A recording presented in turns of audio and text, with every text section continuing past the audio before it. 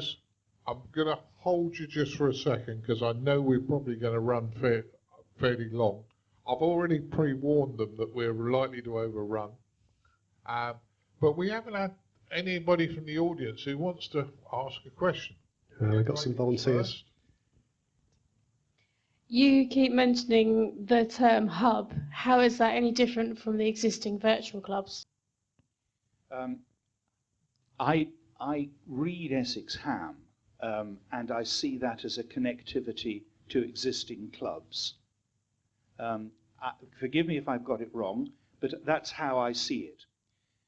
The difference between connectivity with a hub is that a hub becomes something much stronger, much more centered, with a lot more resources than the average club can manage. The average club cannot do everything. We've heard all the way through this conference about having different groups of hobbyists within the amateur radio spectrum. If you come and want to operate a station, if you're a technical person and your club can't afford a station, then you're going to look elsewhere. If you want to have a course to learn an exam, well, you'll find that somewhere, but it may not be in your area. The point is that a club cannot provide all of these things, whereas if you work at it as a region and bring your resources together, the hub very probably can provide most of them. It's beginning to happen already. It is actually, and this is where I say I think the RSGB, in my view, is an extremely important hub, both nationally and internationally, because you really cannot treat this as a national issue, both in terms of the problem and in terms of some of the work that has to be done. So a national hub like the RSGB provides resources, it provides technical skills, it provides creative thinking. The communities, the regions, have all that at a more local level, so if you can bring those together and create a hub where people can come and actually experience, grow, develop, that, have I explained it well enough for you? It's no longer the 1950s middleman, it's a huge collection of regional and local resources. So the collaborative working that I've been carrying out for the last 18 months between Essex Hams, Cam Hams and Suffolk Red, is that your idea of a hub? I would say that's my idea of I don't actually know what's been happening, but from what you've said, it sounds to me like connectivity that's growing, and that's great. If that then precipitates out into a centre where people can come and operate a radio station, where they can come and learn, where they can come and get support, then yes. I don't know enough about what you're doing. That is what Suffolk Red is. Great. Yes. Yeah. And the answer's yes then. Thank you. Okay, thank you. And maybe you're ahead of the game plan, and maybe that when we look at how we're going to set these things up, or if people want them set up that way, we look at what you've done. And it has to start somewhere. And if you've invented the model, or you've actually got the physical model working, great. I have no problems with that. Can I just come in there and just illustrate I won't take a second, that on the international arena, just think back to the summer and the challenge from the French to the 144, 146 frequency allocation. The RSGB, wearing its international hat with a huge amount of expertise within its ranks, you know who they are, I won't go through them all again, together with the German, Italian, Swiss, and goodness knows how many other national societies, killed that for the moment. And that would not have been possible without international cooperation on the sort of level that Richard has talked about. We had a lot more expertise in some of the countries, but they learned from our expertise, we learned from their political expertise, and we were successful. So it does work. Afternoon, M0 Scully McGolf, Huntingdon Amateur Radio Society. We don't use the word club, but I think you're working from a derriere backwards position. The clubs aren't dying, or the hobby isn't dying because of the clubs. The clubs are dying because of the hobby, which, as Kamal was saying, we're not relevant, we're not visible, and we don't have personalities out there in front. So I don't think you should be trying to dismember clubs. You should be trying to improve recruitment and getting us more members. I think where you're coming from is valid. Let's face it, I chose the title for this talk predominantly to get people in here and get you talking. Good. Yeah? Oh yes, fairness, you're going to hear us. we want to hear you talking. If I put a title up and said, ICQ are going to talk about it's rosy in the garden, is it? And it's all great. I'd have had about 3 people in the room, and one of those have been Anna keeping an eye on me. So, come on. In fairness, guys, I kind of picked a title that would stimulate you to get you in, because we want to hear what you're going to say. I don't know it all. I'll stick my hand up now and say, I'm never going to know it all. We want to hear what you've got to say. Yeah. And the other, Richard, your first statement, your initial statement, described our club absolutely perfectly. We do education, we do exams, we do special events, we do all kinds of things. We've grown over the last 3 years from about 50 members to 70 odd members. We have 30 or 40 turn up at meeting nights twice a month. And, you know, you're trying to kill that. No, exactly the opposite, if I may say so. What I'm saying is that is exactly what a hub should become. It's not a hub, it's a club. Yeah, the problem I have with the word club Well, is... that's your personal problem. The problem I have with the word club is that it carries an enormous amount of baggage with it. It is, if you'll forgive the technical language again, it is actually a closed set organisation. It has boundaries. People either are in it as members or they are not. It is technically closed set. What I would like to see is a move towards what is technically centre set, where people can come in and out, where their membership is not defined by their subscription to a particular place, but by their interest in a particular issue. I know it's a difficult concept, but if you can think centre set, please use Mr. Google if you want, but look up centre set rather than closed set. That's my concern about using the concept of club. What you're doing is superb. It takes an enormous amount of work, an enormous amount of energy. It requires sufficient footfall, sufficient population to be able to do that. And in many parts of the country, we simply don't have those things. Well, yeah, I can appreciate you've got to do things in isolated parts. We're lucky. As I say, our membership is growing. So down to this guy on my left. But another thing that I find about your statements, Amazon is the middleman. It's an interesting one. But going back to your previous statement, I congratulate you. Your club's doing well. Chris and I are from the same club. Our club's doing well.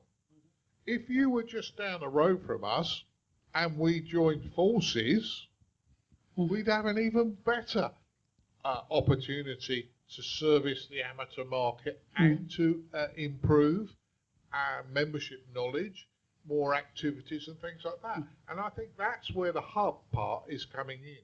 Not that we're trying to close your club down, because no, we're not. That was the discussion today, was to find out, hey, where we're going, what we're trying to do.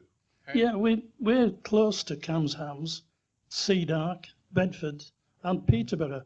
And our members are members of their clubs, and members of their clubs are members of our club.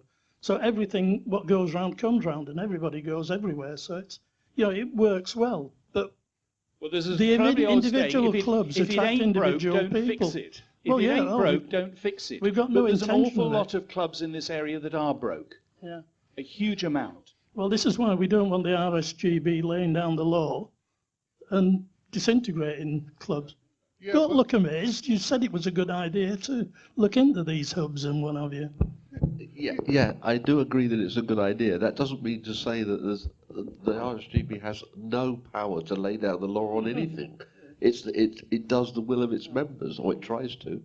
Yeah, and the one abiding thing, I will go now and give somebody else a chance. The one abiding thing about our club, although we call ourselves a society, everybody likes each other. We like meeting, we like talking, we like interacting with each other. We've got expertise from degreed engineers to schoolboys. Our youngest member is about 10 years old, and we do everything from A to Z. We take them through all, and we're now a registered examination centre, so we can take them all the way through to advanced. We have our own radio. We set up every special event station going, although, to be quite honest, the support from the membership isn't brilliant. It's the same people every time who go sit in front of the radios and do all the communicating. I see a lot of people are nodding their heads there, but at least the guys who do it enjoy it, and it is open to anybody who wants to join. Yeah, well, I think you're doing right as a club, and a lot of what you're saying is right, but we're just giving you an opportunity to discuss. But I don't think the whole thing of, yeah, you're great. In South London, there are a lot of clubs that are struggling. Our club isn't. But that doesn't mean to say we wouldn't work with others. That doesn't mean to say that we wouldn't make it better. And quite honestly, there are other clubs in our area. And it's starting now. It's starting at chairman level, where the chairman of 3 or 4 clubs now all get on very, very well. And we are becoming more integrated. And we're not worried about losing our membership to the club down the road, because we're doing the right thing. But when we want to go out and do something, if we want to do SSB Field Day, we might say to the club down the road, do you want to come and operate? I'm never going to win the contest. We don't enter to win. We enter to have a bit of fun and play on the radio. And those of you who are contesters are probably going to stick knives in my back now. But it's about getting people together and enjoying. And that's, I think, where we're coming. We're running a little bit late, and this poor gentleman's waited a long time. Steve G0EAK from Worksop Amateur Radio Society. I echo a lot of what the gentleman from there has just said. We're very successful, 160 odd members, meeting twice a week, but we do provide, in effect, what is a hub, not only in terms of the facilities we provide. We're very fortunate. We've got our own building, so it's dedicated. But equally, we're pulling people that are driving an hour and a half, even though they've got other clubs far more local to them, which sort of demonstrates that we must be doing something right. But equally, going against the virtual club is when we put talks on, there's people attend those talks who wouldn't have considered what the subject matter was if they hadn't been at the club listening to the talk, and it broadens their horizons, and it's broadened my horizons with things I never thought I'd be interested in, and so I think it has to be mix and match an awful lot. I know that there's a move to develop more activities through a brickworks programme within the RSGB, and I'd be interested to see how that develops. But I'd also just take issue with one little point that this gentleman said, and he said it's not about the clubs, it's about RSGB getting more members for the clubs. I think we've all got a responsibility to promote the hobby and bring more people in. One word, I'd say, it's our hobby. Yes, Our exactly. It's Yeah. Chris. And just on the point you made about broadening your horizons, I absolutely agree. I've been to many club talks about a subject I know nothing about, and I thought, you know what, I might give that a try actually. So I think that is something the club does bring that you wouldn't necessarily get. If you're on the internet, you've got to go and search for something, and actually, you don't know what you don't know. That's exactly right, yeah. Yeah, so there's a lot going on out there, I think. And I keep coming back It's not one individual, it's not one society, it's not one club, it's all of us. And we aren't all going to agree today, but let's talk about it. Let's get the ideas out in the open. How you doing? Dave, call sign 2I0SJV, and I'm part of the Mid-Ulster Amateur Radio Club.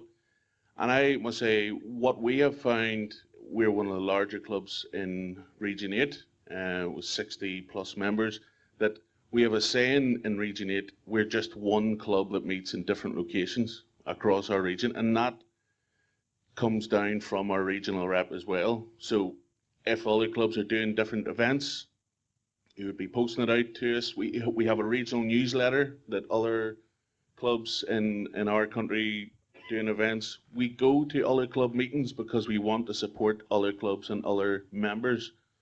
And we take every opportunity to co-activate on special event stations. We've done it with neighbouring clubs because it's amateurs supporting amateurs in one hobby. And I must say, within Region 8, we've found things actually on the up more than in the decline in our clubs. Yeah. Well, I'm glad that's working for you in Region 8. Yeah, and I really am. And I think, I'm hoping that most of you have got something from this. You know, there's a lot of interesting things happening out there. You know, I'm going to throw another one into the mix of, as our memberships gets older and some of the old boys, including me in a few years' time, probably won't want to go out after it gets dark. Do we have our meetings, our club talks, as online meetings? And therefore they can see. Now, you disagree with that. And you're right, probably, because the social interaction will be gone. But if you lose one of your members for 6 months of the year because they won't go out because it's dark,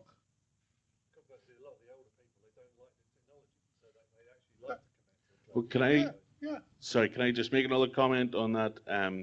We had a talk a number of months ago by one of our members on satellites, and we decided that we would stream it because we knew a lot of people couldn't make it to the club meeting. Yeah. And it was actually, we had an interactive Q&A as well, and a lot of people loved it, and it sparked a direction in our club where we've now got satellite stations, and other clubs around the region are getting involved in it. I think we have to embrace, as well as social media and emails and everything else, and yeah. I agree with you totally. And although I throw in the video, joining a video group, we've had success and we've had failure from it. We had a very interesting gentleman from the States do a Morse talk, and Dan Romachek's very, very good at Morse. He's a big blogger in the States. He's also a member of the ICQPodcast, so he's a good guy. But we also, this year, we were supposed to have Bob Hoyle join us. And a week before he was going to join us on a video link, he couldn't make it. So you can set people up and get people to do these talks.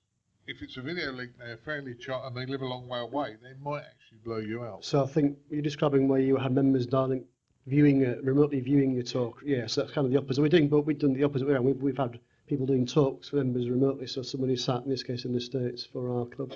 So I guess you can do it both ways. Hang on, let's get the microphone. Let's get you a microphone.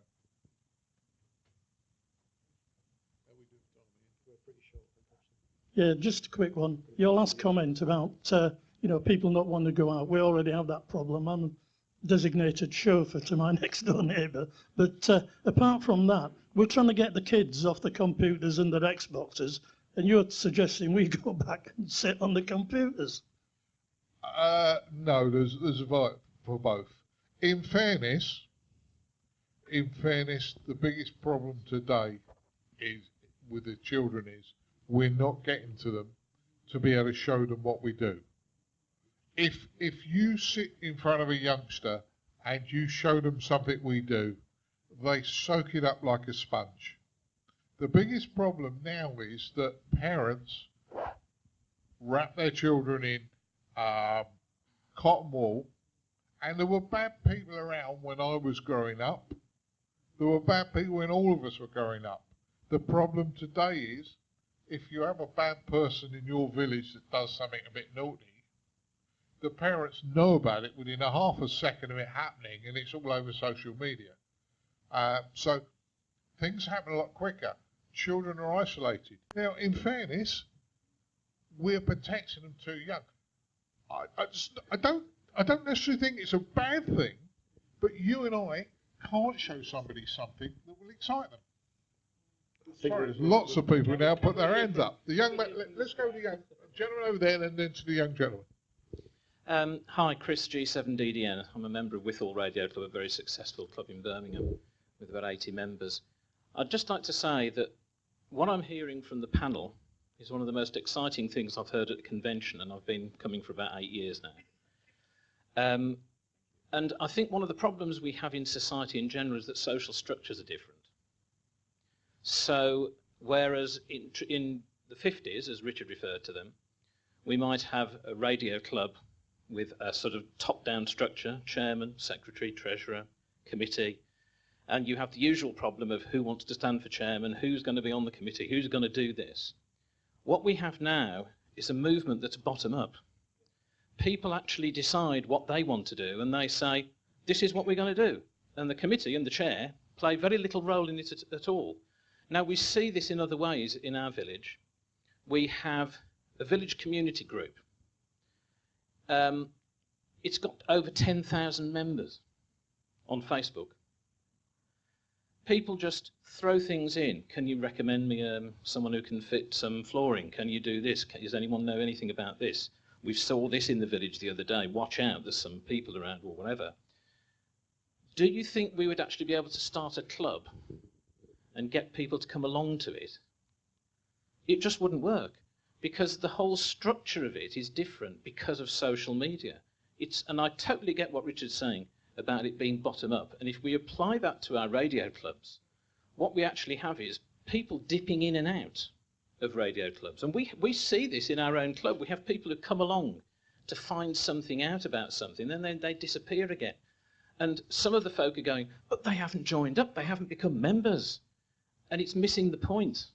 We need to be listening to the people from the bottom up and providing what they want and allowing them opportunities to come. Does that make sense? It makes a lot of sense. It makes a lot of sense. Now, we're about to run out of time. I promised this gentleman over here, I'm afraid he's going to have to be the last one. However, and this is only a time constraint here, if you didn't ask your question, please email it into info@ICQPodcast, and we will answer your question. .com. And we'll go from there, yeah? Oh, RSGBpodcast.com. that's it. I'll get the web address right and the email address right one day. Last question, sir, from yourself. Hi, this is a bit less of a question than as a response to your comment. Derek, MW0LNA. I'm with the Cardiff University Club, and I'd like to first strongly object to the statement that it's hard to get students and young people out. We have we have nothing but the opposite. Every time we've approached a scout group or a high school group or any sort of group like that, we've received nothing but unbounded, absolute enthusiasm about having these events run, and there's been a tremendous support for that. So I think the idea that it's hard to get youth out at events is very, very wrong. If you approach, there's a lot of support for that. What you're actually saying, and I agree with you, and I'm not backtracking, when you get to somebody, look, I'm passionate about radio. I'll bore the hell out of you for 4 hours if you want, because I'm that passionate about it.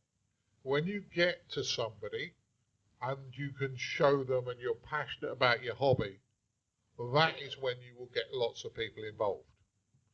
We have in the past, and I'll make this the last statement, we have in the past had lots of people that passed their test umpteen years ago, that when a youngster walks in the club and says, hey, I just worked the States, and they go, yeah, got the t-shirt, wrote the thesis, yeah, I've seen the video. Now, you can't tell me they weren't on cloud nine when they first worked the States. We have to show some enthusiastic information back to people when they do something that's big in their life. And I don't know, if I had got to you chatting with you and I'd shown you various bits and pieces, I'm sure you'd have been very enthused about it. We've got youngsters in our club that are very enthused about amateur radio. But you've got to get to those people first. And most of them don't know about our hobby. So where you're getting to people, that's the easy. It's easy once you've got there. And I'm not decrying what you're doing. I'm saying it's easy when you've actually made that contact to get people into the hobby. Does that make sense? It does. I think it's really convenient that every youth has to go to school. Yeah. So we've got a captive so. audience there. Yeah. And just the other thing I wanted to say is I really appreciate the statement that language is important, and I think I'm going to run back and make some changes to the way we as a group express ourselves and what we're trying to do, because a lot of what we do is trying to provide a hub-based service to people in the university and in the area. The one thing I think that I have failed as a leader of our club and as a member of the community is that we don't have great communication with the other clubs in the area, and we don't have that sharing of resources other than at a leader-to-leader level, like, oh, let's plan a mutual event. It should be much more peer-to-peer. You haven't failed. You haven't failed. You just hadn't thought about it. And by discussions like this, open up lots of ideas back to you, hopefully useful ideas. Now, guys, actually, just before you wrap up there, very, very quickly, because I think probably we've got two halves. So it's Colin M6, be a wider fan here to RSGPodcast. I think we've got two potential groups of people here in the room. I think we've got those that are succeeding and those that potentially, could help drive. Because don't get me wrong, guys, we're seeing lots of positivity and we're doing this and we're doing etc., which is great. But it is in contrast to the general feeling in the hobby. So what I would challenge you guys, and I know this from creating content about amateur radio now for 11 years, a very, very small sliver of our society are creators. I used to think it was 10% create, 90% consume. I would suggest today 2% create and 98% consume. If you are a successful, succeeding club, it is your responsibility for our hobby for you to engage with those that are failing, those that are struggling, etc., and show them the way forward and the positive you're doing. Those of you that are struggling, it's your responsibility, I think, to put your hand up to those people and say, guys, show us how we can do it. Because by doing that, we all grow and we all win. And so, guys, it's very, very easy to go from a consumer to a creator just by opening up your mind. So that'd be how I would sum it up to guys. So those that are succeeding, and you've got guys on the panel that are passionate as well, I say, guys, work together and create something and push it through to everyone else afterwards. That's how I would leave it there. Yeah, thanks, Colin. Right, well, I'm terribly sorry, but we've overrun, as I did tell the RSGB we would. I think you need to get downstairs to see if you won those wonderful prizes. And listen, guys, thank you very, very much for your time.